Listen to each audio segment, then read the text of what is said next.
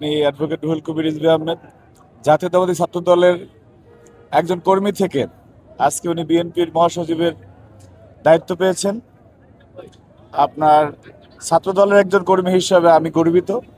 পাশাপাশি জাতীয়তাবাদী ছাত্র দলের সর্বস্তরের নেতাকর্মীরা আজকে গর্ববোধ করছেন যে আহ, আমরা একটি গর্বিত অধ্যায় শুরু করলাম। রুহুল কবির রিজভী আহমেদ একদম রাজশাহী বিশ্ববিদ্যালয় ছাত্রদলের একজন কর্মী হিসেবে তার রাজনৈতিক পথ চলা শুরু। পরবর্তীতে তিনি রাকসুর ভিপি ছিলেন, ছাত্রদলের সভাপতি ছিলেন।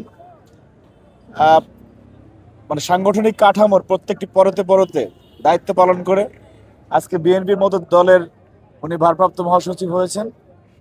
সুতরাং এটিতে যেরকম আমরা আনন্দিত, পাশাপাশি আমরা প্রচণ্ড রকম আত্মপ্রত্যয়ী এবং আত্মবিশ্বাসী যে আপনার জাতীয়তাবাদী ছাত্রদলকে নিয়ে অনেক সময় অনেক ন্যারেটিভ দেওয়া হয়।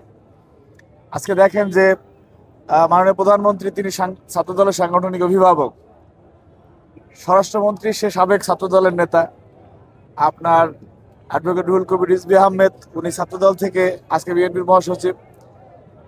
আপনার এনিবাই টুকুবাই রাজীব হাসান, হাবিবুর রশিদ হাবিব, অর্থাৎ ক্যাবিনেটের একটি বড় অংশ জাতীয়তাবাদী ছাত্রদলের সাবেক নেতৃবৃন্দ আজকে দায়িত্ব পালন করতেছেন। সুতরাং ছাত্রদল ছাত্রদলের ব্যাকগ্রাউন্ডের যারা আজকে তারা বাংলাদেশ পরিচালনার যে স্টিয়ারিংয়ে আছেন, সেজন্য আমি গর্ববোধ করছি।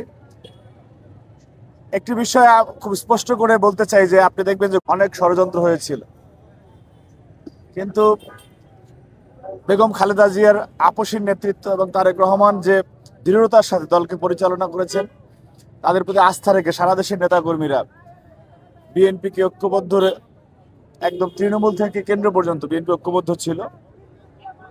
আজকে বিএনপি আরো শক্তিশালী হলো যে ছাত্রদলের একজন নেতা সে একদম মানে ইতিহাসের প্রত্যেকটি ধাপ পার হতে হতে আজকে বিএনপির মহাসচিব হয়েছে। সুতরাং সামনের পথ চলা হচ্ছে জাতীয়তাবাদী ছাত্র দলের সোনালী অতীতরা এবং ভবিষ্যৎরা সবার সমন্বয়ে সামনের বাংলাদেশ হবে ছাত্রদলের সাবেক ব্যাকগ্রাউন্ডের যে নেতারা, তাদের বাংলাদেশ। সামনের বাংলাদেশ হবে ছাত্রদলের বাংলাদেশ ইনশাআল্লাহ। কারণ আজকে আমি অ্যাডভোকেট রুহুল কবির রিজভী আহমেদ উনি ভারপ্রাপ্ত মহাসচিব হওয়ার পর থেকে ছাত্রদলের যত নেতাকর্মীর সাথে কথা বলেছি, সবাই